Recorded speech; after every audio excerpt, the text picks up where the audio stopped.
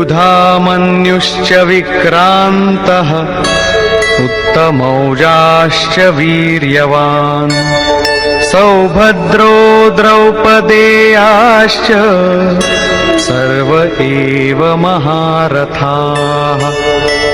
এবং পরাক্রমশালী যুধামন্যু, যুদ্ধের অনুরূপ মনের বোধ, উত্তমৌজাহ, শুভকামনায় মগ্ন সুভদ্রাপুত্র অভিমন্যু। শুভ আধার লাভ হলে মন ভয়মুক্ত হয়ে যায়। এরূপ শুভ আধার প্রাপ্ত অভয় মন ধ্যানরূপ দ্রৌপদীর পঞ্চপুত্র।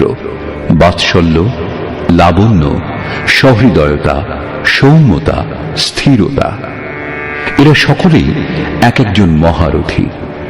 সাধন পথে সম্পূর্ণ যোগ্যতার সঙ্গে চলার শক্তি এরাই যোগায়। এইভাবে রাজা দুর্যোধন পাণ্ডব পক্ষের 15-20টি নামের উল্লেখ করলেন, যেগুলি দৈবী সম্পদের গুরুত্বপূর্ণ অঙ্গ। বিজাতীয় প্রবৃত্তির রাজা হওয়া সত্ত্বেও মোহই স্বজাতীয় প্রবৃত্তি সমূহকে অনুভব করতে বাধ্য করে। এরপর দুর্যোধন নিজের পক্ষের সংক্ষিপ্ত বর্ণনা করলেন। এই যুদ্ধ পার্থিব যুদ্ধ হলে সসৈন্য দলের সংখ্যা বাড়িয়ে বলতেন, বিকারের সংখ্যা কম প্রদর্শিত করলেন, যেহেতু এই বিকারগুলিকেই জয় করতে হবে। এরা বিনাশশীল। কেবল 5-7টি বিকার সম্বন্ধেই বলা হয়েছে, যাদের অন্তরালে বহির্মুখী প্রবৃত্তি সমূহ বিদ্যমান, যেমন अस्माकं तु विशिष्टाये तान्निबोध द्विजोत्तम नायका मम सैन्यस्य संज्ञार्थं तान् ब्रवीमि ते। হে দ্বিজোত্তম, আমাদের পক্ষে যে সকল বিশিষ্ট যোদ্ধা ও সেনাপতি আছেন তাদেরকে অবগত হন। আপনার অবগতির জন্য তাদের নাম বলছি। বাহ্য যুদ্ধে সেনাপতির জন্য দ্বিজোত্তম সম্বোধন অপ্রাসঙ্গিক। বস্তুত গীতা শাস্ত্রে অন্তঃকরণের 2টি প্রবৃত্তির সংঘর্ষের বর্ণনা করা হয়েছে, যেখানে দ্বৈতের আচরণই হল দ্রোণ। যতক্ষণ আমরা লেশমাত্র আরাধ্য থেকে পৃথক, ততক্ষণ প্রকৃতি বিদ্যমান, দ্বৈত বিদ্যমান। এই দিকে জয় করার প্রেরণা প্রথম গুরু দ্রোণাচার্যের কাছে পাওয়া যায়। অপূর্ণ শিক্ষাকে সম্পূর্ণভাবে জানার প্রেরণা প্রদান করে।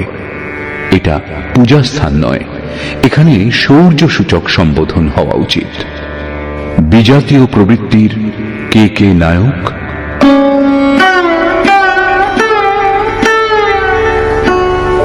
भवान् भीष्मश्च कर्णश्च कृपश्च समितिञ्जयः अश्वत्थामा विकर्णश्च सौमदत्तिस्तथैव च। একজন স্বয়ং আপনি, অর্থাৎ দ্বৈতের আচরণ রূপ দ্রোণাচার্য। ভ্রমরূপ পিতামহ ভীষ্মও আছেন। এই বিকার সমূহ ভ্রম থেকে উৎপন্ন হয়, শেষ পর্যন্ত জীবিত থাকে। তাই পিতামহ সম্পূর্ণ সেনার মৃত্যুর পরেও জীবিত ছিলেন। শরশয্যায় অচৈতন্য অবস্থাতে ছিলেন, তবুও জীবিত ছিলেন। একেই বলে ভ্রমরূপ ভীষ্ম। ভ্রম শেষ পর্যন্ত বেঁচে থাকে। এইরূপ বিজাতীয় কর্মরূপ কর্ণ এবং সংগ্রাম বিজয়ী কৃপাচার্য। সাধন অবস্থায় সাধক অন্যের প্রতি যে কৃপার আচরণ করেন, সেই কৃপাকেই কৃপাচার্য বলে। ভগবান কৃপাধাম এবং ঈশ্বর প্রাপ্তির পর মহাপুরুষের স্বরূপও তদ্রূপ। কিন্তু সাধন অবস্থায় যতক্ষণ সাধক ও পরমাত্মা পৃথক, বিজাতীয় প্রবৃত্তিগুলি সক্রিয় এবং মোহ আচ্ছাদিত।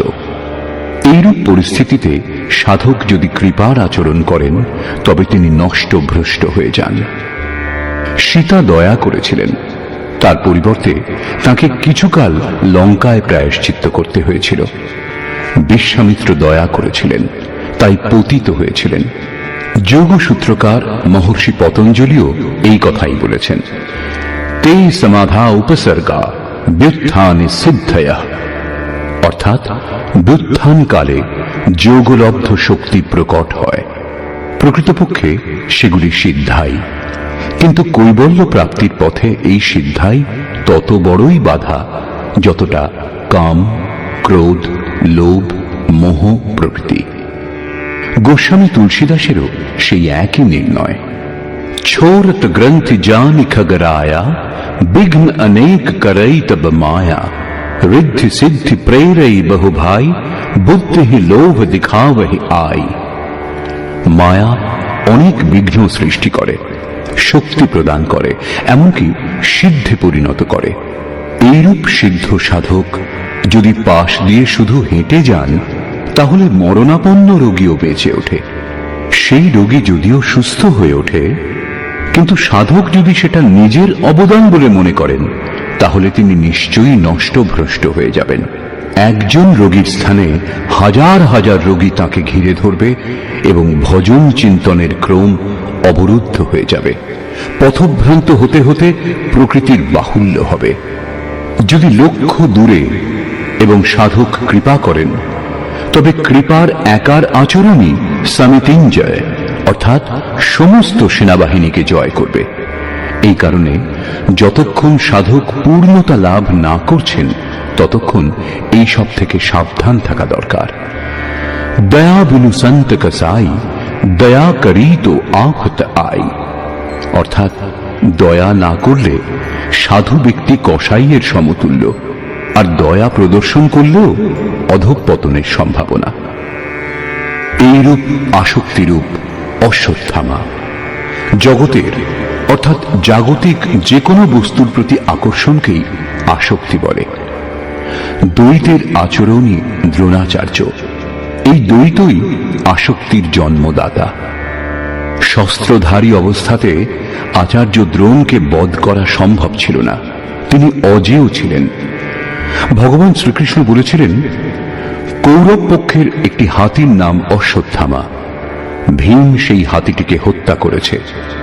অশ্বত্থামা মারা গিয়েছে, এইরূপ ঘোষণা করুন। এই অপ্রিয় ঘটনার কথা শুনে আচার্য মর্মাহত হয়ে শিথিল হয়ে যাবেন। সেটাই তাকে বধ করার উপযুক্ত সময়। ভীম হাতিটিকে বধ করে হত্যা করে প্রচার করেছিলেন, অশ্বত্থামা মারা গিয়েছে। আচার্য দ্রোণ ভেবেছিলেন তার পুত্র অশ্বত্থামা মারা গিয়েছে। তিনি শোকে মুহ্যমান হয়ে পড়েছিলেন। ধনুক তার হাত থেকে পড়ে গিয়েছিল। তিনি হতাশ, নিশ্চেষ্ট হয়ে যুদ্ধভূমিতে বসে পড়েছিলেন।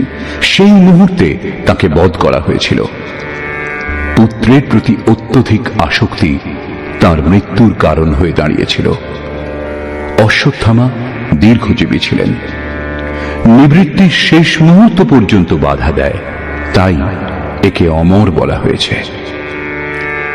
বিকল্পরূপ বিকর্ণ। সাধনার উন্নত অবস্থাতে মনে কিছু অসাধারণ কল্পনার উদয় হয়। মনে সংকল্প বিকল্প জাগে যে স্বরূপ লাভের পর ভগবানের তরফ থেকে কিরূপ সিদ্ধাই, কিরূপ অলৌকিক শক্তি প্রদান করা হবে।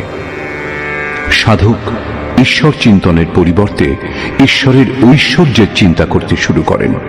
যদিও সাধকের উচিত একাগ্র হয়ে কর্ম করে যাওয়া, ফললাভের কামনা করা উচিত নয়, কিন্তু যখন তিনি সিদ্ধাই অর্থাৎ যোগলব্ধ শক্তির কামনা করতে শুরু করেন, তখন এইরূপ মনোভাব অর্থাৎ বিকল্পকেই বিকর্ণ বলে।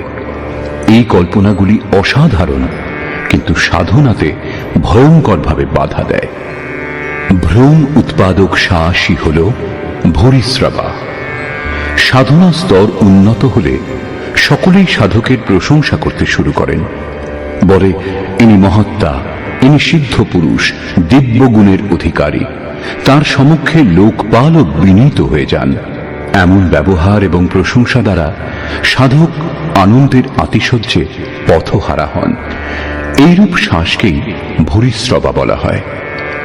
পূজ্য গুরুদেব বলতেন, সমাজ যদি পুষ্পবৃষ্টি করে, প্রশংসা করে, বিশ্ববন্দ জগৎগুরু বলে তোমার তাতে কিছু লাভ হবে না, শুধু কান্নাকাটি করতে থাকবে। কিন্তু যদি ভগবান তোমাকে সাধুর আখ্যা দেন তবে সর্বস্ব লাভ করবে। সমাজ বলুক অথবা নাই বলুক, তুমি সর্বস্ব লাভ করবে। এইরূপ প্রশংসাতে অভিভূত হওয়াকেই ভ্রম উৎপাদক শ্বাস অর্থাৎ ভূরিশ্রবা বলে। অত্যধিক প্রশংসার ফলে সাধনার হ্রাস হয়। অতএব ভ্রম উৎপাদক শ্বাসই হল ভূরিশ্রবা। সংযমের স্তর উন্নত হলে পরে যে বিকারগুলি বাধা দেয় এগুলি তাদেরই নাম। আসক্তিরূপ অশ্বত্থামা, বিকল্পরূপ বিকর্ণ এবং ভ্রমপূর্ণ শ্বাস ভূরিশ্রবা। এরা সকলেই বহির্মুখী প্রবাহের নায়ক।